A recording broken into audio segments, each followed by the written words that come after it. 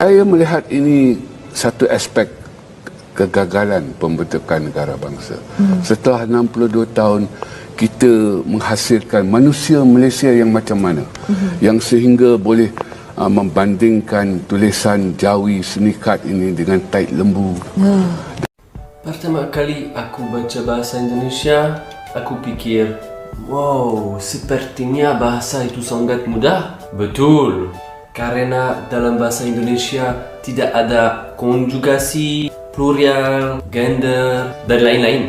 Kamu tahu, bahasa Prancis lebih sulit daripada bahasa Indonesia.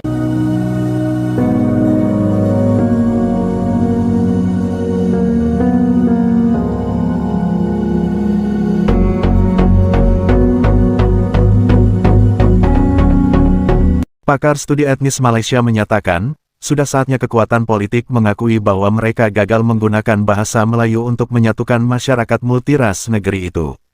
Perlu kita akui bahwa bahasa Melayu telah gagal kita gunakan untuk memupuk persatuan. Ya, tentang sambutan terhadap bahasa Melayu di peringkat dunia, ya khususnya di UNESCO itu. Dalam hal ini, ya, Indonesia berhasrat untuk menjadikan bahasa Indonesia itu bahasa bangsa-bangsa bersatu, bahasa pertubuhan bangsa-bangsa bersatu yang ketujuh. Setakat ini 6 bahasa telah diangkat menjadi bahasa-bahasa pertubuhan bangsa-bangsa bersatu, seperti yang disebutkan oleh Hani tadi. Dan Indonesia berhasrat pada tahun 2045, tak lama lagi, dalam 40 tahun lagi, Indonesia mahu merealisasikan bahasa Indonesia itu sebagai bahasa ketujuh untuk pertubuhan bangsa-bangsa bersatu. Dari satu segi, ia bagus sekali lah. Tetapi mereka menegaskan, ya, saya memetik kata-kata yang digunakan oleh wakil mereka semasa kami berseminar dan bermesyuarat pada tahun 2019, iaitu April di Kuala Lumpur, sewaktu adanya MABIM itu, iaitu mesyuarat tahunan ataupun dui tahunan Majlis Bahasa Brunei, Indonesia dan Malaysia. Mereka berkata mereka mau jalan sendiri-sendiri. Tuan, padahal bahasa memiliki kemampuan untuk mempersatukan orang, kata Profesor Universitas Kebangsaan Malaysia Teo Koh Seong dalam sebuah diskusi merujuk pada capaian Indonesia dalam menyatukan 1.500 suku bangsa melalui kesamaan penggunaan bahasa Indonesia. Teo Koh Seong mengatakan warga Malaysia saat ini tidak memiliki identitas yang sama sebagai akibat dari kegagalan pemerintah untuk menetapkan kebijakan yang tepat, demikian dikutip dari Free Malaysia Today, Jumat, tanggal 8 April tahun 2022. Dia mengatakan Malaysia perlu melihat di mana kegagalannya dalam menggunakan bahasa Melayu untuk menyatukan rakyat. Menurut dia, banyak warga yang tidak bangga, atau tidak sayang pada bahasa nasional. Teo mengimbau masyarakat Melayu untuk menjadi yang terdepan dalam mengangkat bahasa tersebut. Kita butuh perubahan sikap terhadap bahasa Melayu dan itu harus datang dari orang Melayu sendiri. Mantan dosen Universiti Malaya, Nik Safia Karim mengatakan orang Melayu sendiri tidak bangga dengan bahasa ibu mereka, tetapi lebih senang berbicara dalam bahasa lain. Sebelum kita mempromosikan penggunaan bahasa Melayu di luar Malaysia, kita harus bekerja untuk menghargai dan menghormati bahasa kita sendiri.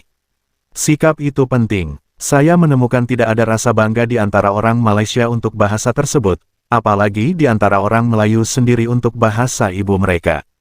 Bahkan para pemimpin partai berbasis Melayu sangat sedikit menggunakan bahasa Melayu ketika memperjuangkan perjuangan mereka, katanya. Bulan lalu, Perdana Menteri Ismail Sabri Yaakob mengatakan dia akan mengusulkan agar bahasa Melayu diadopsi sebagai bahasa resmi kedua ASEAN, dalam upaya untuk mengangkat bahasa Melayu di tingkat internasional.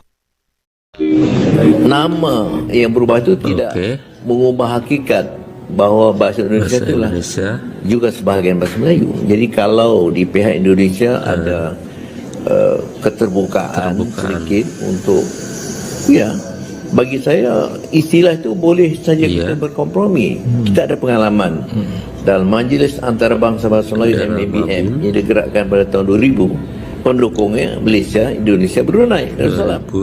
Dan ketika itu kita menggunakan istilah bahasa Melayu Sepang Indonesia. Dan ini bagi saya satu jalan tengah, kompromi yang boleh diambil. Dengan tidak membuang nama bahasa Indonesia, tapi jangan juga membuang nama bahasa Melayu.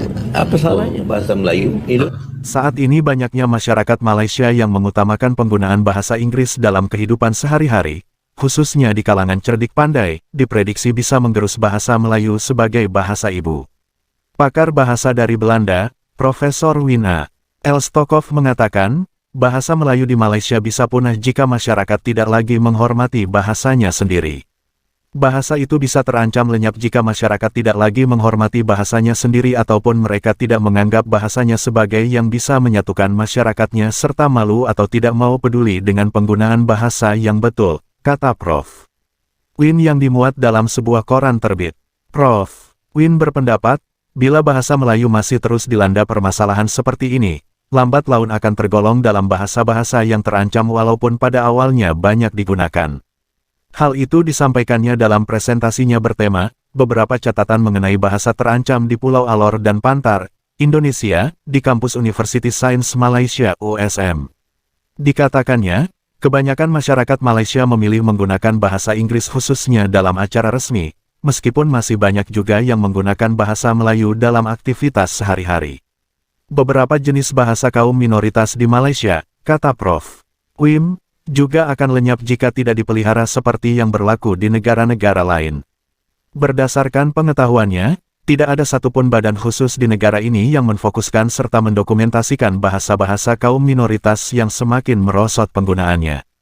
Media boleh digunakan bagi mengembangkan strategi perlindungan dan pelestarian bahasa, penciptaan ejaan yang benar, penerbitan buku pelajaran untuk sekolah-sekolah dan lain-lain, ungkap dia. Saya melihat ini satu aspek kegagalan pembentukan negara bangsa.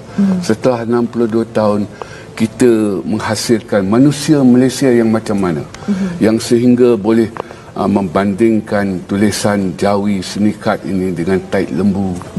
Dan mengatakan pendidikan ini akan membuang masa. Maksudnya mereka masih mempunyai mentaliti pendatang.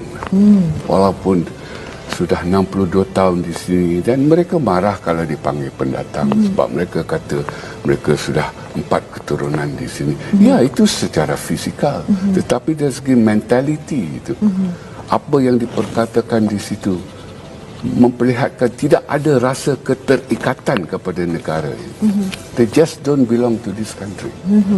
Maknanya untuk menjadikan bahasa Indonesia itu bahasa yang ketujuh di pertubuhan bangsa-bangsa bersatu. Mereka tidak mahu bekerjasama dengan Malaysia.